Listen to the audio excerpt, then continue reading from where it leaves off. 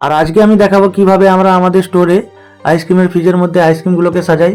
তো দেখতেই পাচ্ছ এখানে আমি আইসক্রিমগুলো সাজাচ্ছি। যখন আইসক্রিমের ফ্রিজের খাঁচাগুলো এরকম খালি হয়ে যায়, তো আমাদের যে কোল্ড স্টোর থাকে ওই স্টোর থেকে আইসক্রিমগুলোকে নিয়ে এসে এখানে এরকম সাজিয়ে দিতে হয়। তো দেখতেই পাচ্ছ এখানে আমি সাজাচ্ছি।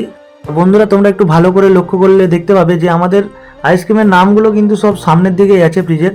মানে যখন তুমি ফ্রিজের সামনে দাঁড়াবে তো অবশ্যই তুমি আইসক্রিমের নামটাও ভালো করে পড়তে পারবে এবং কি ফ্লেভারের আইসক্রিম সেটাও যেন তুমি ভালো করে বুঝতে পারো, তোমার কোনো না অসুবিধা হয়। এটা ঠিক সেভাবেই সাজানো হয়েছে।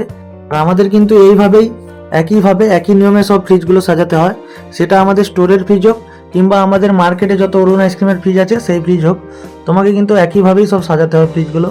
আর তোমরা আমার মতো যদি কেউ সেলস এক্সিকিউটিভের কাজ করতে চাও তো অবশ্যই এই কাজগুলো তোমাকে ভালো করে শিখতে হবে, কারণ এটা তোমার কাজের একটা অংশের মধ্যেই পড়বে। তো দেখতেই পাচ্ছ এখানে প্রায় আমার সাজানো কমপ্লিট। কিছু কিছু জায়গা এখনো ফাঁকা রয়ে গেছে, ওগুলো এখন স্টকে নেই আইসক্রিমগুলো, তো ওগুলো কালকে আসবে, আবার সব সাজিয়ে দেবো।